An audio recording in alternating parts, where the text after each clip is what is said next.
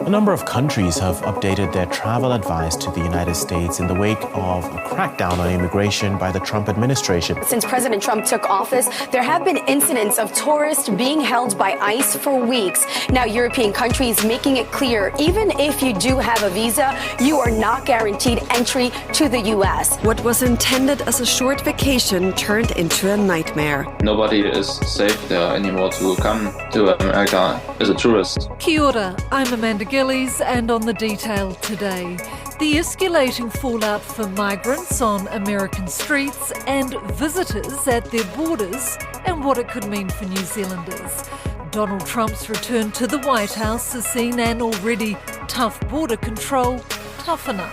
This does not feel like my America right now, and I can confidently say this is not my America. That's an American immigration lawyer who represents people in the States being targeted on the streets and hauled off to detention centres as well. We will hear more from her in a moment. But first, the growing number of backpackers and tourists, and that includes 2 Germans who had just left Auckland, who have already been detained and strip-searched at American airports, then deported, even when they had return tickets and visas. Travellers have reported being detained at the US border even though they had valid travel visas. Germany updated its travel advisory for the US this week after a number of its citizens were detained at customs and then deported. German tourist Lukas Silav was detained upon arrival in the US and hauled into a detention facility. They put me in chains. I was confused most of the time because you are angry, you're sad, you don't know when you can get out. You just don't get any answers from anybody. Canadian actress Jasmine Mooney has a similar story. She was detained for 12 days over an incomplete visa. There was no heads up. Next thing you know, I'm taken and for 2 weeks haven't been told anything, moved in different cells, sleeping on cement, sleeping in different jail cells. Like, it just, nothing makes sense to me. And you think it's only a matter of time before a Kiwi's put in that position? I wouldn't bet against it. You know, I hope not. I hope it doesn't come to that. And you would like to think maybe that the connections between New Zealand and the US would be enough that we guard against that. But having said that, I would have thought the same about Australia and the US, and yet we've heard of a number of Australians who have found themselves in this situation. So I hope not, but I certainly wouldn't rule it out, unfortunately, and that kind of speaks to the really worrying situation we're in at the moment with regards to the US. That's Newsroom National Affairs editor Sam Suchdeva, who is covering the story. He believes it's time for New Zealand to join other countries and be firmer with an updated travel advisory to the States. Currently, it's exercise increase caution, but that dates back to last November, before Trump took office again. You could argue, one way or the other about to what extent we should be criticising the US approach, and that's something we've seen, Christopher Luxon and Winston Peters are perhaps at odds over more philosophically. But certainly in terms of travel advice, look, I think there's no harm in having a look at the rules that are there and being a little bit more firm and you can just, I think, point to the very public cases that have been reported on and say, look, these are the consequences, this is what could happen, please double, triple check everything, all your travel documents, and, be aware that if you are a transgender New Zealander or you're someone with a history of activism, that, this could be an issue. It doesn't necessarily mean that you'll have problems getting into the country or that you'll be detained, so you can't take it as granted that is going to happen, but equally you shouldn't discount it either, and you should, have I think, alternative plans or safeguards in place if the worst is to happen. Why, though, are a growing number of backpackers and tourists being detained in the States and then deported? It's an interesting one. I'm not sure that this is the direct intent of the Trump administration as much as a byproduct of their broader crackdown at the border. You've seen a lot of attention on illegal immigration, as they refer to it, and this idea that they need to stop people flooding into the borders. And that is different, quite different from, someone going there for a holiday or for a work visit, but I don't know that there's that much nuance in the way that the administration and border officials are dealing with these things now. So you've seen it sort of hit travellers across the board, really. And because some of these people, they are armed with the correct visas, they've got return tickets, is it just overzealous border control officials? Do they just feel like they've got this new power? I think that the overzealousness has always been there to some degree, but it is certainly ramped up, turned up to 11, if you will. So you're right. A lot of the times you've got people who are there on green cards or other work visas or who have all the other, information that you would think would be fine, but maybe there's one sort of minor typographical error in their visa or something like that. And normally, I think that would be fine, or there'd be a bit of a discussion and maybe a common sense conclusion would be arrived at, but there doesn't seem to be that much discretion at the moment. It's just a hardline approach across the board. I was listening to one of the spokespersons from the Trump administration, and they said the president is using every lever of his executive authority and his constitutional authority within the bounds of the immigration laws of our country to ensure that our streets are safer for law-abiding American citizens.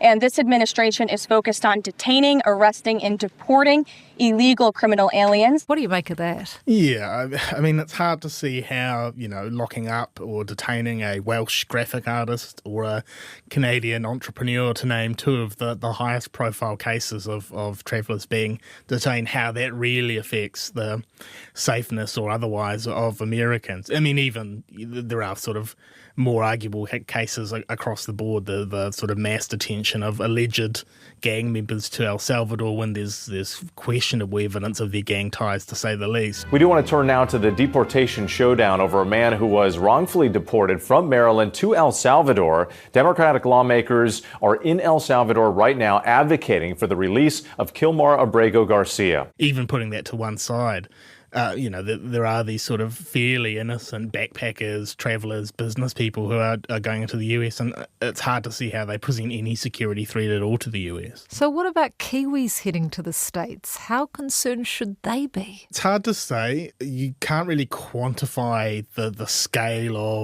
of detentions or people being held up, and I wouldn't want to overstate it. I would say that for most people travelling in who are there on a visa waiver, which would be the case for most New Zealanders, the ESTA scheme as they call it over there, you would likely be fine. But I suppose the big problem is the what if. What if something goes wrong?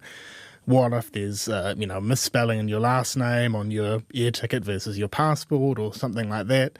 How confident are you that authorities will take a reasonable approach and that you'll be able to make contact with, the government in New Zealand or your family in New Zealand and be able to resolve it? And I suppose that's the great unknown, really. As I mentioned earlier, 2 German teenagers who arrived in Hawaii from Auckland were detained and arrested at the Honolulu airport this month, then deported.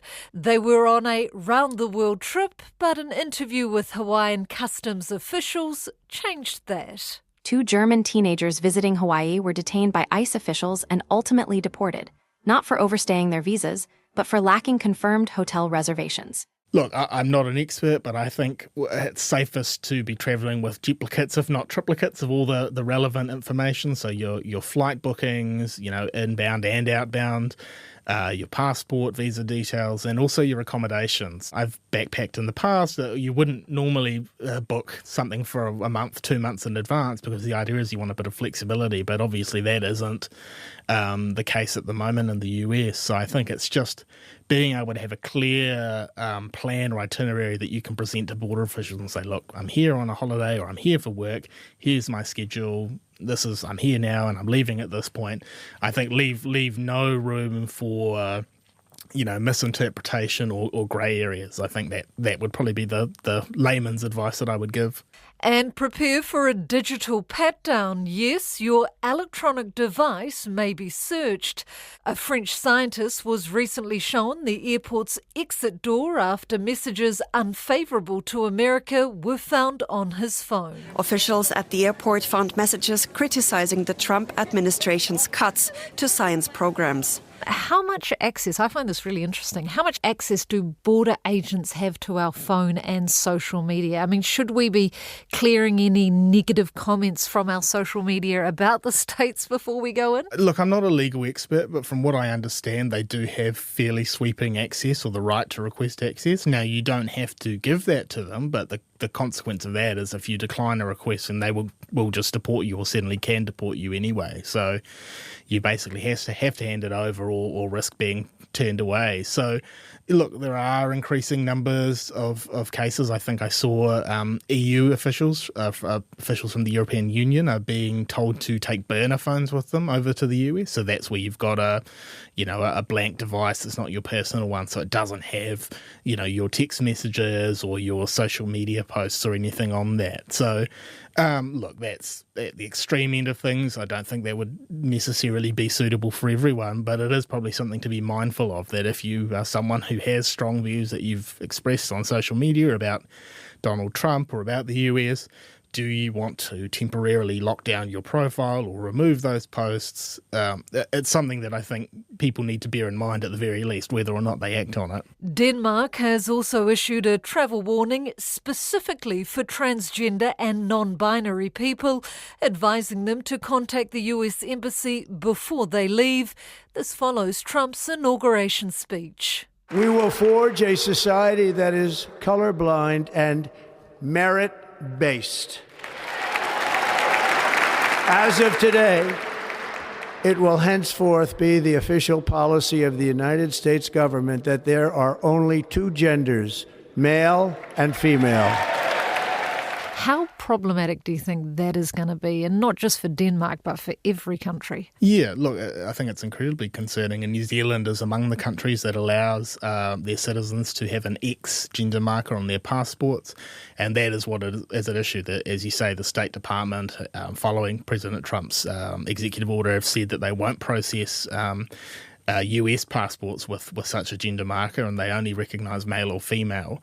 What that means in practical terms for overseas travellers, I think, is again not entirely clear from what little reporting I've seen or some evidence that suggests that people are still able to travel in, foreign citizens, but I don't think that's clear. And as you say, Denmark, I think some other European countries have cautioned their travellers, saying, look, you need to at the very least check with your local US embassy or consulate and make sure that you're going to be fine to get into the country, and that you won't get pulled up and questioned about, what your gender is and whether you should be travelling on this passport. Now, the Ministry of Foreign Affairs again told me that New Zealand has a standard advice for LGBTQ travellers, and among that, is some advice around what to do if you have an X gender marker on your passport, and to make sure that that's going to be fine in the country that you're travelling to. But, that's something that we would normally associate with more repressive or undemocratic regimes. So again, it's quite striking that we're talking about this in relation to the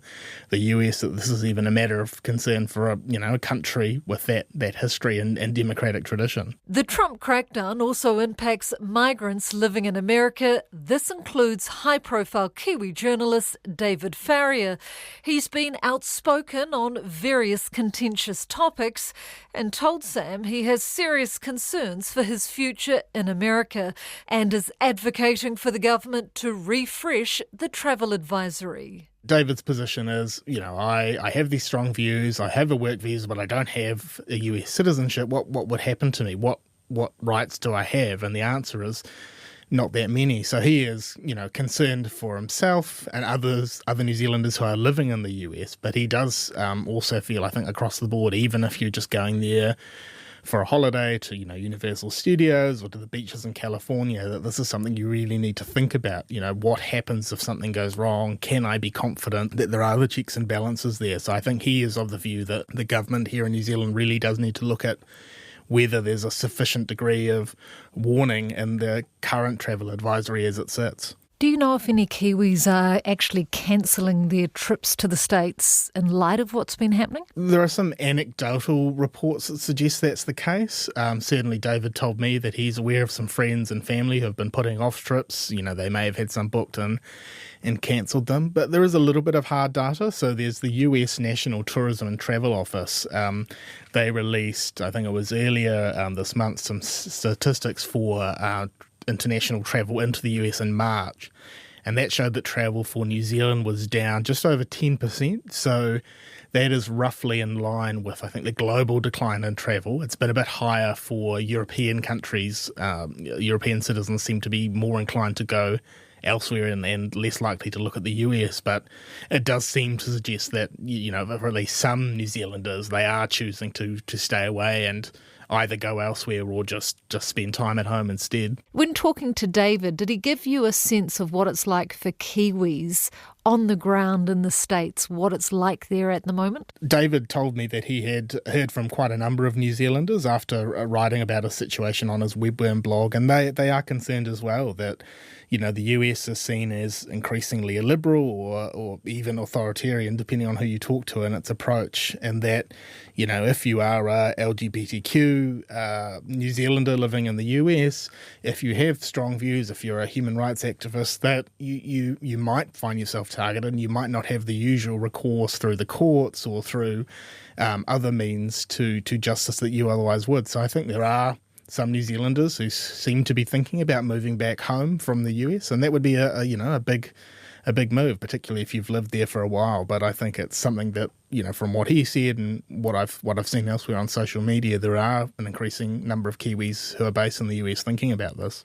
Already, migrants with and without proper documentation in America have been picked up on the streets or from their homes and detained, some for weeks or months. A growing number are also being deported. Immigration lawyer Hannah Brown is representing some of them. So I represent only folks who are detained in immigration custody. I work to get them out on immigration bond so that they can get back to their homes and families. And I talk to at least a couple people a week who were taken into ICE custody at the bus stop, waiting for their kids to either be dropped off or picked up from school. You know, these are not people who are violent criminals. These are not people who are criminals at all. They're people who came to the U.S. to work or to seek a better life, or for fear of something happening in their home country. Yeah, a lot of them are being picked up while they're around their children, which I think is really devastating for everyone involved. It's heartbreaking. What do we know then, though, Hannah, about the conditions in detention centres where they're being held? Oh, goodness. A lot of the people being held are in immigration-only detention facilities. So a lot of these are private detention facilities. They're not owned by any states or any sort of government entity. They're contracted, they're privately owned, and they're contracted with the government to house only immigration detainees. The conditions in those facilities are really rough. They are not good. People are not getting access to the medications that they need. They can't get access to their attorneys.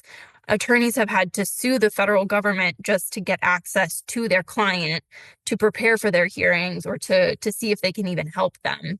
Some other folks are detained in, local county jails.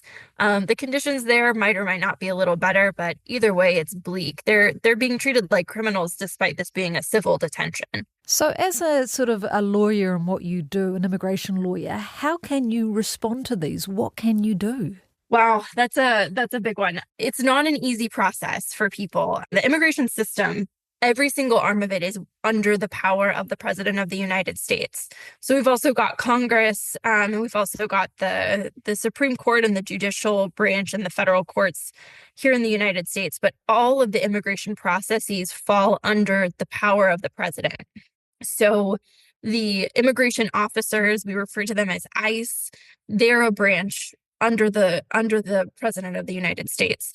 The immigration judge, the person who's deciding whether this person should get bond or should get, any sort of immigration relief, their boss is the same person as the boss of ICE, the ICE attorneys.